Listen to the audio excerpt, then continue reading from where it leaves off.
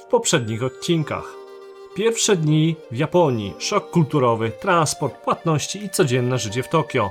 W drugim odcinku przenieśliśmy się do świata gamingu i Tokyo Game Show, jednego z największych wydarzeń branżowych na świecie.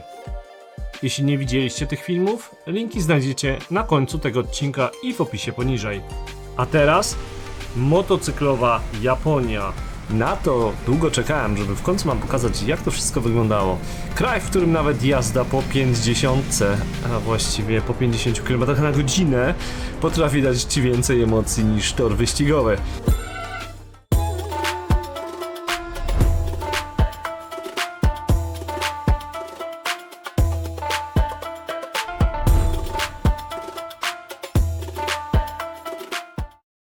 Ale po kolei, bo zanim ruszyłem w stronę MotoGP, musiałem ogarnąć rzeczy, które każdy motocyklista w Japonii powinien zrobić. Czyli wynajem motocykla MT-07 u Jonathana z Japan Bike Rentals. Bardzo fajna miejscówka. Australijczyk, konkretny gość, wszystko załatwia po angielsku, więc zero stresu. Oczywiście w samym centrum Tokio. Za 7 dni z kufrem centralnym, kuframi bocznymi, z wdziankiem przeciwdeszczowym oraz systemem ETC do bramek zapłaciłem 144 900 jenów, czyli jakieś 3900 zł. I to już z podatkiem. Dla porównania, niektórzy potrafią zażyczyć sobie 1000 zł za sam jeden dzień bez żadnych dodatków. Tutaj dostałem komplet gotowy, by wyruszyć. I oczywiście system ETC. Musiałem założyć 20 000 jenów depozytu, a później było rozliczenie i zwrócił mi koszty. Za całe 7 dni wydałem około 10 000 jenów za przejazd przez różne bramki, przez różne systemy automatyczne ETC. To jest mega ważne, żeby to mieć. W taki sposób masz taką wolność w jeździe po całej Japonii praktycznie. Ale teraz myślę, że dla oszczędności to bym wziął motocykl tak 300-500 cc, nie więcej. Na szczęście w żadnym wypadku go nie położyłem przez te 7 dni. A MT-07 sam w sobie idealny wybór. W Japonii i tak nie pojedziesz szybciej na autostradzie niż 120 km na godzinę, a w mieście 60 km na godzinę. No chyba, że chcesz poznać nowego kolegę z drogówki.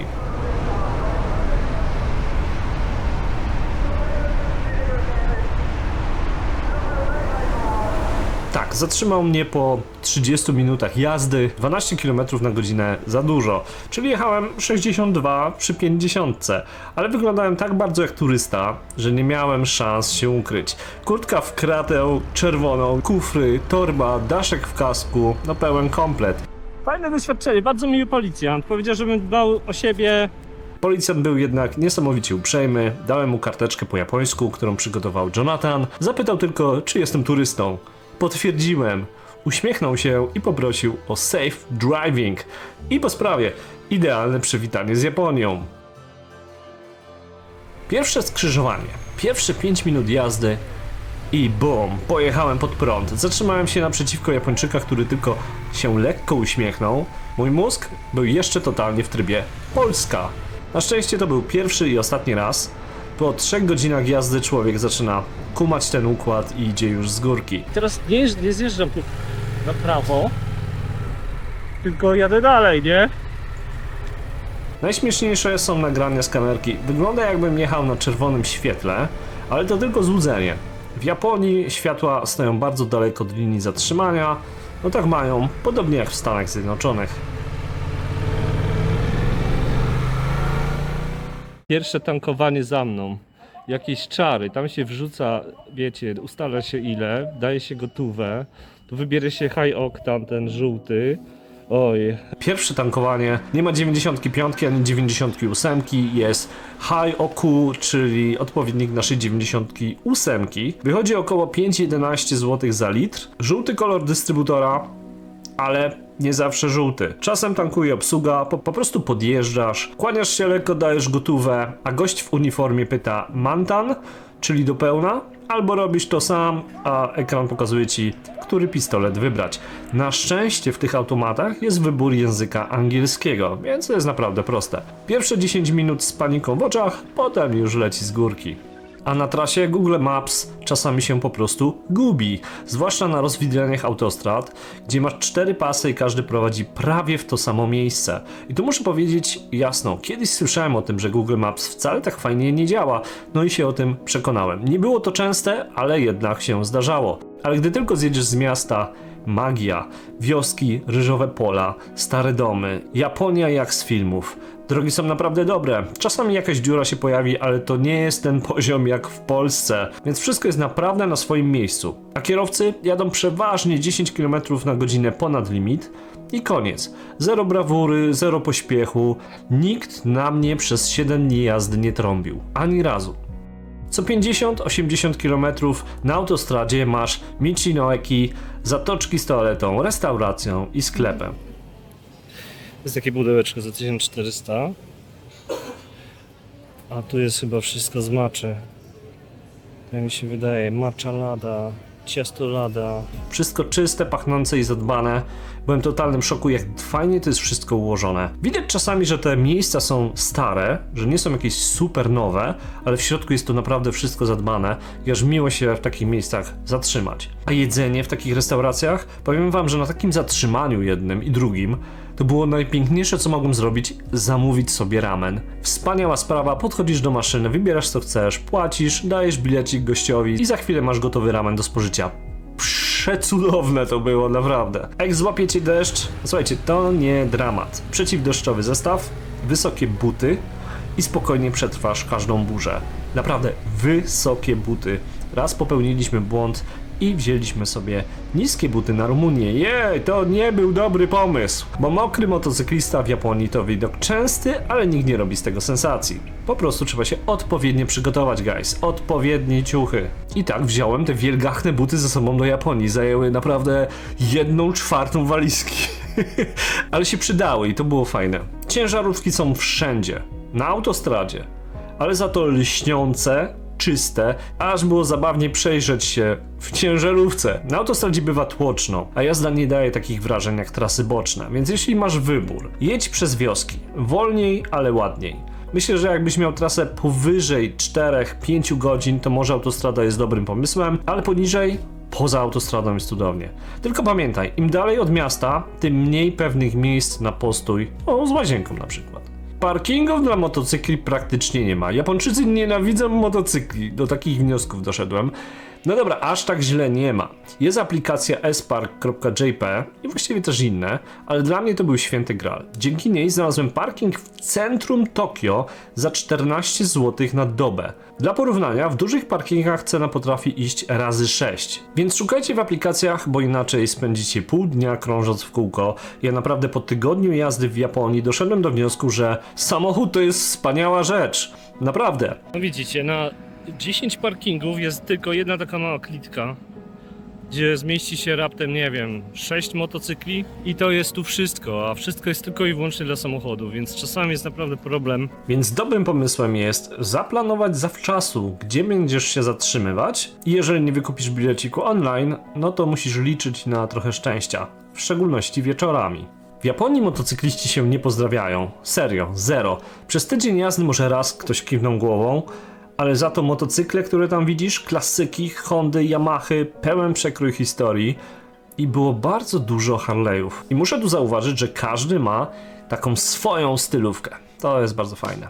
Jadąc do Japonii pomyślałem sobie, chcę przejechać przez Shibuya Crossing i pojeździć po Tokio nocą.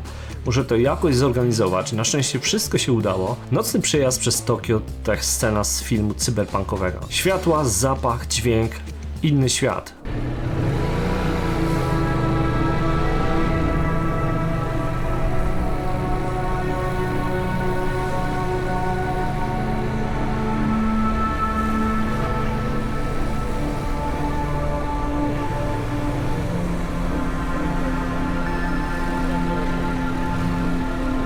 MT-07 w tym mieście czuje się jak ryba w wodzie. Każdy naked czy sport, jakiś mniejszy motocykl, to naprawdę płynęło się przez miasto idealnie. I trzeba mieć na uwadze to, że jak przejeżdżasz przez ten największy most w Tokio, to trzeba mieć tam system ETC, to jest płatna droga. Chociaż jest tam dużo mostów, które za darmożkę możesz przejechać. No problemu.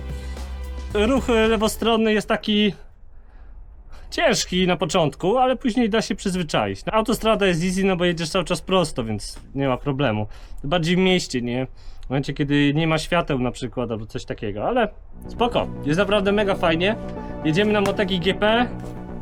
Let's go! Grand Prix Japonii. To trzeba przeżyć przynajmniej raz.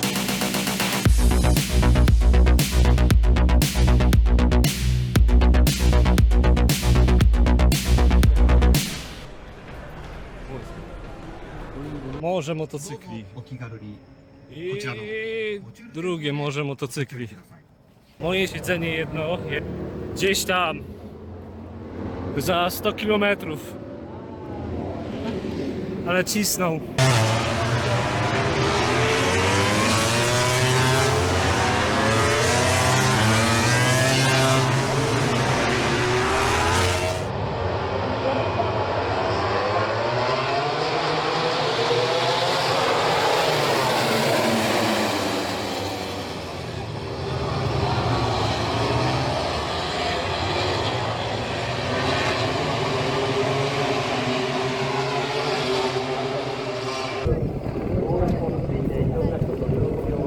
Powiem wam, że organizacja tego jest naprawdę super.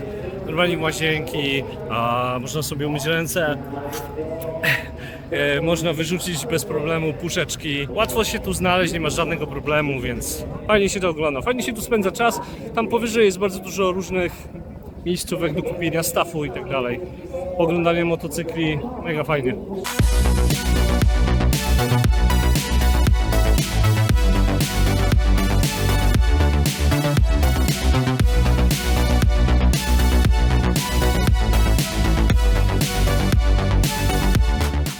Cała organizacja dompięta na ostatni guzik. Czułem się tam jak ryba w wodzie. Stoiska Hondy, Yamahy, Suzuki właśnie nie było. Co było mega ciekawe, nie było tam Suzuki. Byłem strasznie rozgoryczony. Sam posiadam Suzuki Wistron 800 i halo, nie mogłem sobie kupić czapeczki Suzuki. No to kupiłem Aprilę, bo kolega miał Aprilę, to kupiłem mu Aprilę. Ale oczywiście KTM, bardzo dużo różnych marek.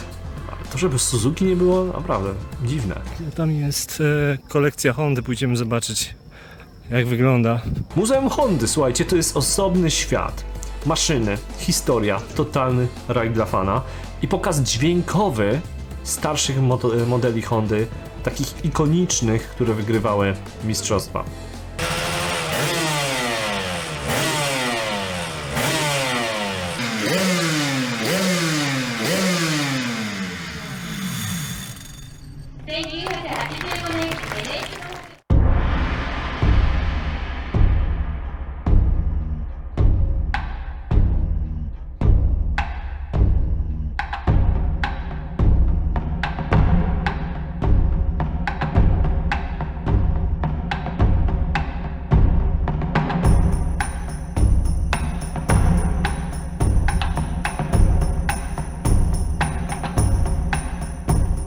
A na parkingach morze motocykli, ale pamiętaj, że trzeba wykupić sobie taki bilet parkingowy, włącznie ogólnie z biletem. Najlepsze miejsca do oglądania, trybuny V1, V2, tutaj chodzi o te kluczowe zakręty, gdzie właściwie była niezła kraksa, co byłem w szoku, że to nagrałem. Mam wrażenia, są niesamowite, jak przejeżdżają przez ten zakręt za mną, tutaj, to jest po prostu, czujesz spaliny z tego silnika, to jest takie wow, a jak tam wyrąbali się w tym zakręcie, to było takie, no, emocji jest niesamowicie dużo. Ja myślałem, że nie aż tak dużo, ale jak słyszysz ten odryk silników, poczujesz spaleniznę, to fajnie.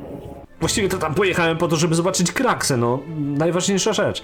V5 i V6 to są miejsca tam bardziej bliżej startu, też fajnie w momencie, kiedy chcesz zobaczyć zawodników z bliska, ale tak naprawdę z takiego super bliska, no to musiałbyś mieć dostęp do padoku. Ja napisałem o ten dostęp, ale niestety, no, mam za mało subskrybentów, żeby utrzymać taki dostęp. Ale nawet, słuchajcie, za siatką można mieć mega frajdę. Bardzo dużo ludzi miało takie stoiska swoje, takie miejscówki obserwacyjne na wzniesieniach, albo właśnie tuż przy siatce, tuż przy tych zakrętach. Więc jeśli planujesz odwiedzić to miejsce kiedykolwiek, to myślę, że 2 dni poświęcić na to jest ok. Z tego względu, że jest czas na eksplorację okolicy, muzeum i oczywiście obejrzenie jazd treningowych. Na drugi dzień to jest już dzień wyścigu i właściwie te jazdy w dniach wyścigu i tym poprzednim zaczynają się mniej więcej o 4 rano. Więc jeżeli chcesz zobaczyć wszystko, to najlepiej jakbyś tam nocował. Więc rozbijają sobie namiot i wiecie, czekają na następny dzień. Ale ja aż takim gigantycznym fanem nie jestem. Ja pojechałem tam, żeby zobaczyć to na żywo, bo była gigantyczna okazja, żeby to zrobić. Hej, to czemu by nie? I naprawdę się nie zawiodłem. Ryk silników jest niesamowity. Za każdym razem jak jechali, to Japa mi się uśmiechała i takiego dźwięku jeszcze nigdy nie słyszałem w moim życiu. To było coś naprawdę wyjątkowego. Pojedźcie, jeżeli będziecie mieli tylko taką okazję.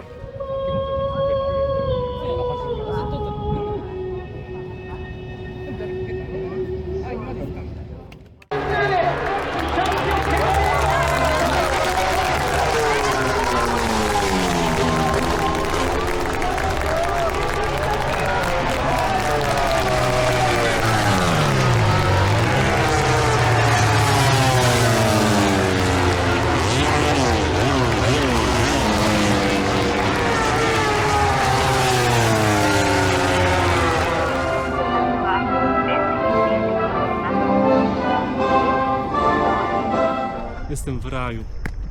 Ale raju. Motocyklowym! Jest po wyścigu, wracamy do hotelu i jutro kolejny dzień trasy na południe. Myślę, że będzie ciekawie. Ale tu było zajebiście. Jak macie kiedyś, zdarzy się jakaś okazja, żeby przyjechać na takie wyścigi, no to warto. Myślę, że warto. Zajebiście.